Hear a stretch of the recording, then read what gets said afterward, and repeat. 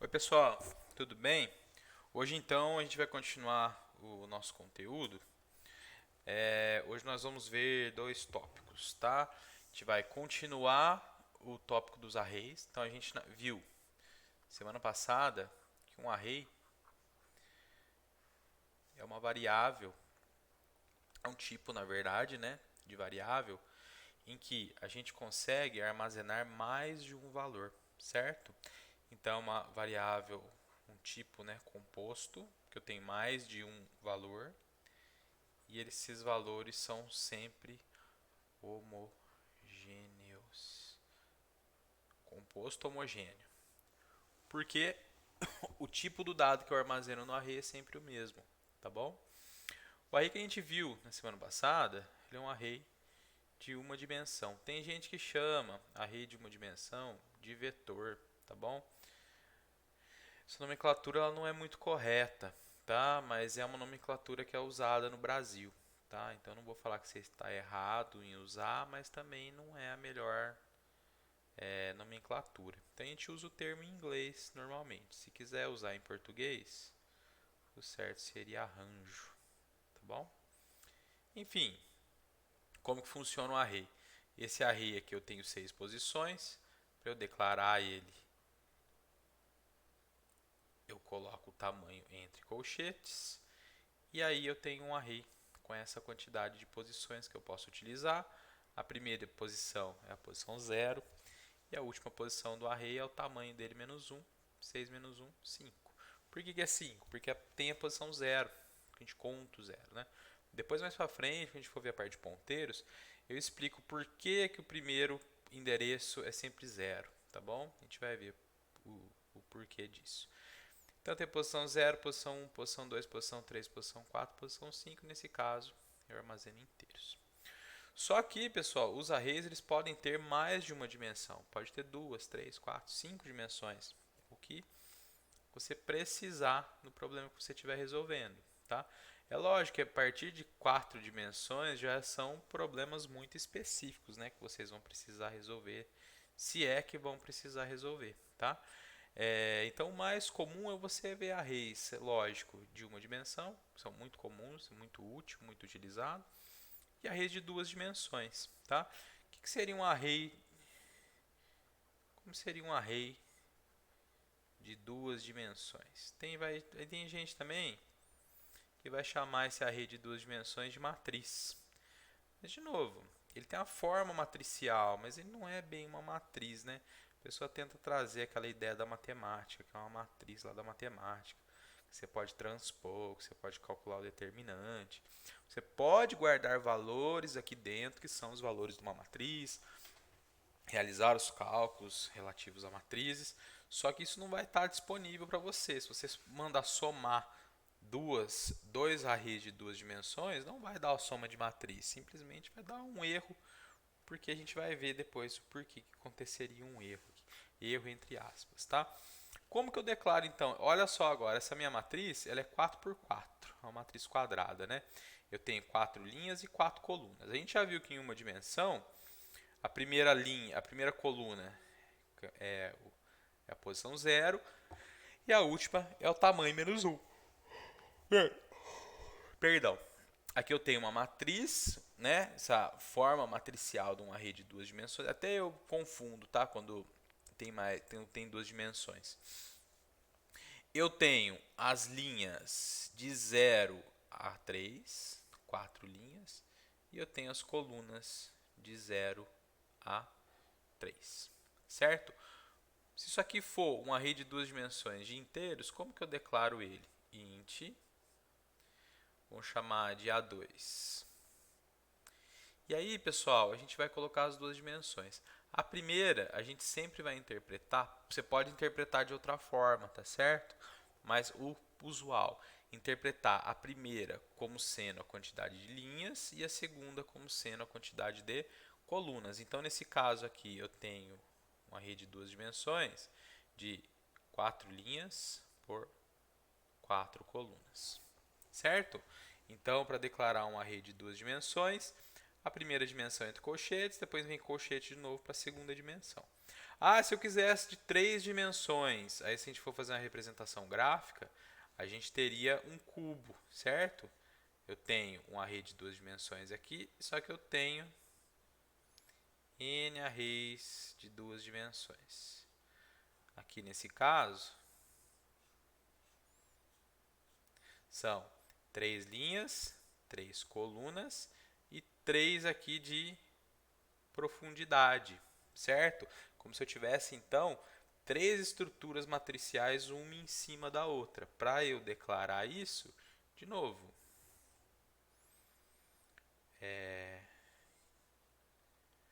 agora o usual é em qual delas que eu estou, tenho 3.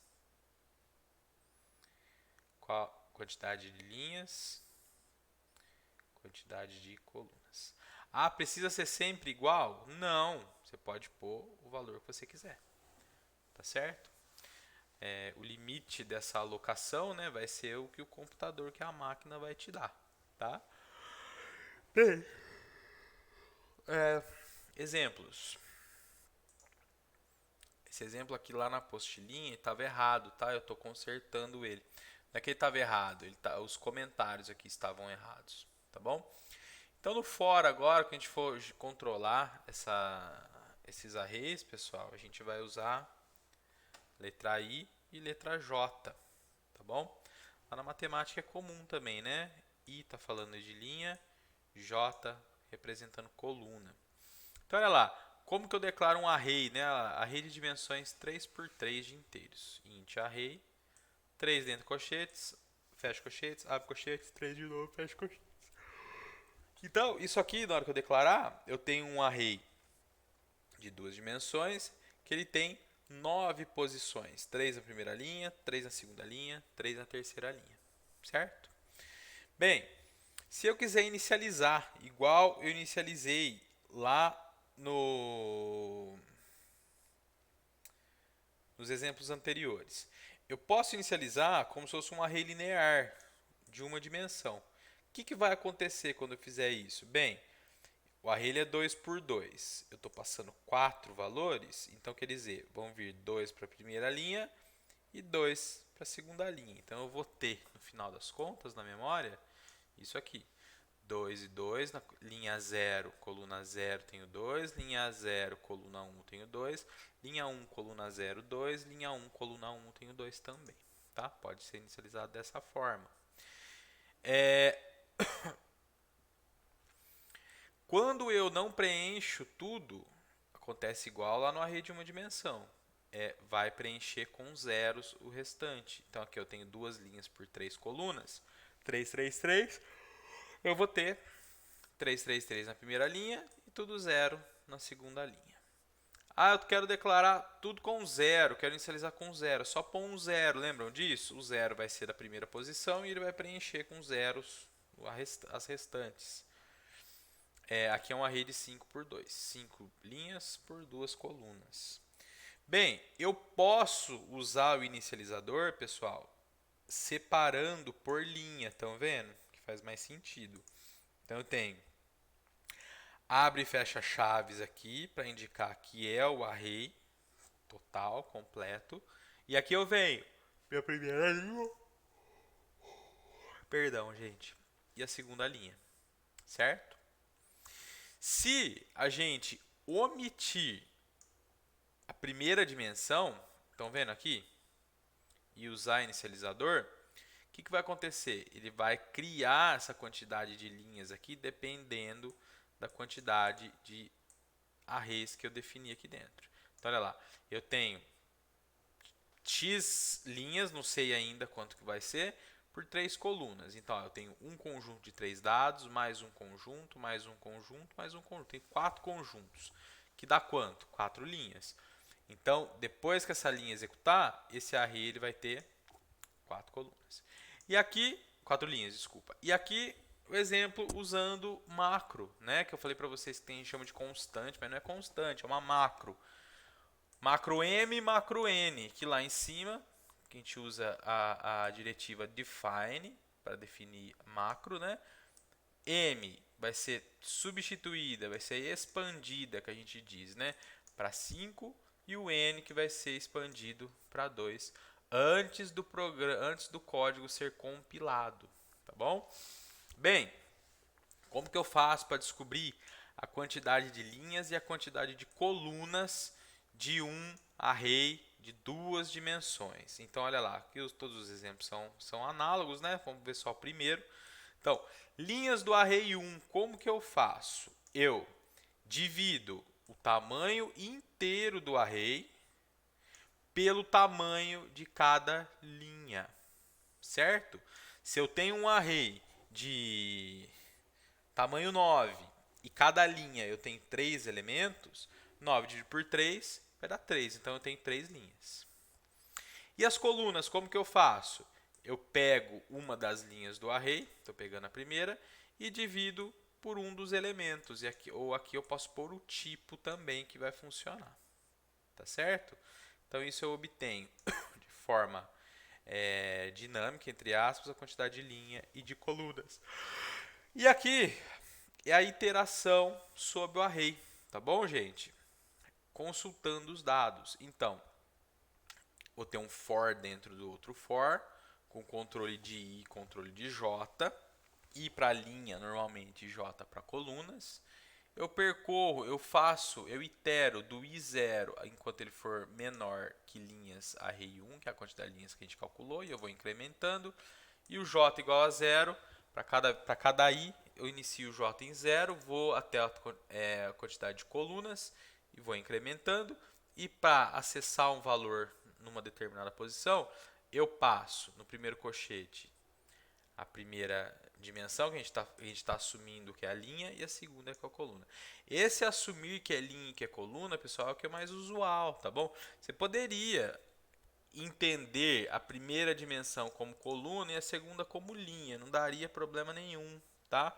Mas o usual é interpretar essa primeira como linha e essa segunda como coluna, tá bom? E aqui vários fors para listar os dados desses arrays. Depois vocês peguem esse código e executem, né? Compilem para vocês verem funcionando, tá bom? Eu vou atualizar isso depois lá para vocês, tá? Tava com um errinho esse arquivo aqui, erro nos comentários. Eu já estou gerando, já até gerei o documento novo. Depois eu vou colocar no Moodle e eu já coloco os arquivos de código fonte também corrigidos, tá bom? Vamos então dar uma olhada em como aqui está errado ainda, tá? Depois vocês vão ter a versão correta. Vamos dar uma olhada nos exercícios, mas antes disso, como que eu faço, pessoal, a leitura de dados para armazenar dentro de um array que tem mais de uma dimensão? É igual na leitura do array com uma dimensão, a gente só precede o array com acesso IJ com um e comercial, tá bom? E agora a gente vai precisar da quantidade de linhas e quantidade de colunas para a gente saber em qual posição que a gente está. Tudo bem? Então, aqui tem uma representação gráfica, né? Aqui uma de 3 dimensões. IJK, olha lá, o I é primeira. Agora, aqui em 3 dimensões, a minha interpretação não é mais, o I não é mais linha, mas sim qual dessas matrizes, entre aspas, eu estou. J é a quantidade de linhas, K é a quantidade de colunas, tá bom? Você poderia assumir que o K é a quantidade de matrizes e o I e o J continuar aqui, tá bom? Mas a gente não vai ter problema com arrays de 3 dimensões não, tá? A gente vai parar em 2 dimensões. Pelo menos para essa disciplina introdutória, vocês não vão precisar lidar com esse tipo de coisa, tá bom?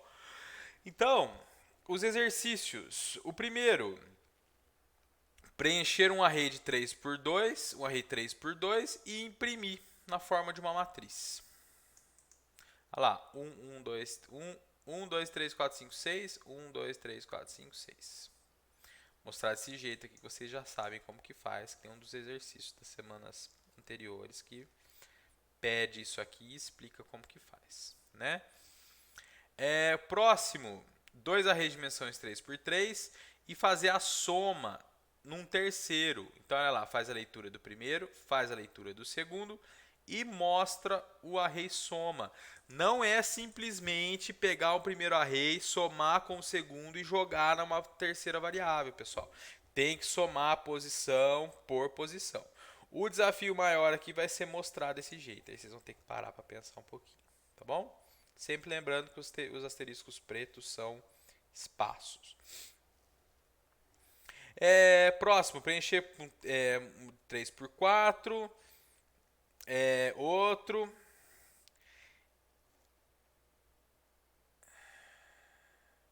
Fazer a leitura de 1. Fazer a leitura de um número e guardar no segundo array a multiplicação. Essa aqui é a multiplicação por escalar, né? De matriz, né? Você está multiplicando cada uma das posições por 5. Então, olha lá, 5 vezes 1, 5, 5 vezes 2, 20, 5 vezes 5, 25, 5 vezes 8, 40 e assim por diante. O próximo, pessoal, é calcular determinante. Então, você vai assumir que o teu array de dimensões 2 por 2, ele tem os dados de uma matriz, certo? E o teu programa tem que calcular o determinante desses dados, desses valores que estão na matriz. Então, tem aqui a dica, né? Para a matriz 2 por 2, matriz quadrada, né? Aqui no caso, 2 por 2. Determinante é a diagonal principal, é a multiplicação da diagonal principal menos a multiplicação da diagonal complementar. Esqueci o termo técnico. Tá bom? O próximo, calcular o determinante de uma matriz 3 por 3. De novo, tem a formulinha entre aspas, né? Diagonal principal, aí eu tenho esse pedaço aqui com esse aqui com esse. Vocês devem ter feito muito isso para estudar, né? Para o vestibular. E depois o outro lado, subtrair do outro lado, certo? Então tem que fazer a conta. Pode fazer direto com a formulinha, tá, gente? Não precisa generalizar nem nada. Por quê? Aqui também vai ser fixo, né? Escreva um programa que preenche o array. O programa vai preencher no segundo array, 3 por 2, e depois calcular a matriz transposta. Ou seja, você vai preencher um array 2 por 3 e num array 3 por 2 você vai armazenar a transposta, certo? Tem aqui o esqueminha da transposta, como que é também. Próximo é multiplicação. Deixa eu ver. Sim, multiplicação. De novo, pessoal, não precisa fazer nada genérico que multiplique uma matriz de dimensões arbitrárias por outra de dimensões arbitrárias. Simplesmente você está entrando com os valores de 3 por 2 e 2 por 3 e calcular armazenar num terceiro array de duas dimensões o resultado da multiplicação desses conjuntos de valores que representam as duas matrizes. Tá bom?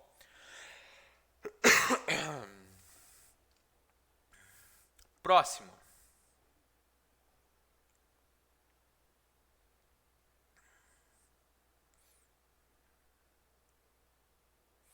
Deixa eu ler.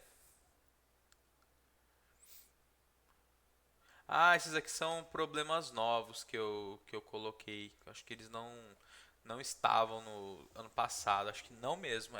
2020. Lá, coloquei no começo do ano. Escreva um programa que leia um inteiro no intervalo de 1, inclusive, a 100, inclusive. Caso o valor fornecido esteja fora desse intervalo, o programa deve usar o usuário e terminar. Caso contrário, o valor deve ser usado para gerar uma saída de acordo com o padrão apresentado em cada exemplo. Aí tem a dica, né, para formatar o inteiro. E esse exercício, né, de onde eu tirei, ele é uma adaptação do problema 1435 do URI Online Judge. Esse URI Online Judge é um juiz de programas, de desafio de programação brasileiro. Tá bom, gente? Quem quiser dar uma entrada, procura aí o URI Online Judge no Google que vocês vão achar. Eu tenho usuário lá, eu tenho acho que todos os problemas mais simples eu tenho praticamente resolvi todos. Os mais simplesinhos só, né, que são rápidos de resolver. Os mais complicados eu não comecei a mexer. Não deu tempo e agora virou uma bagunça também. Não tem como eu fazer mais, tá bom? Por enquanto, pelos próximos 2 ou 3 anos, tá? Então, olha lá, entrou com o número 1, vai aparecer isso aqui. Entrou com o número 2, vai aparecer isso aqui. Entrou com o número 3, isso aqui. Entrou com o número 4. Isso. Perceba o que está acontecendo. 1 é um número só, 2 é um quadrado, 3 é um quadrado de novo, 4 é um quadrado de novo, só que o que vai mexendo são os valores que estão dentro. Olha lá. Olha se for 5, o que vai aparecer? Tudo 1, um contorno de 1, um contorno de 2 e um 3 dentro. 10, o que sairia? Olha lá o que sai. 1 na volta, o 2, depois o 3, depois o 4, depois o 5. Certo? Para pensar um pouquinho, tá bom? Esse aqui é bem legal de fazer. O próximo é de novo padrão, tá certo? Olha lá como que vai aparecer. Vamos pegar um maior já. 4. 1, 2, 3, 4. 1, 2, 3, 4. Ó, na primeira linha, 1, 2, 3, 4. Na primeira coluna, 1, 2, 3, 4. Depois, varia, olha lá. 2, 1, 2, 3. Depois 3, 2, 1, 2. Vocês vão ter que identificar esse padrão que está acontecendo aqui, tá bom? Eu não vou falar de cara, senão perde a graça, tá bom? Se vocês... vou falar já, vai. Olha nas diagonais.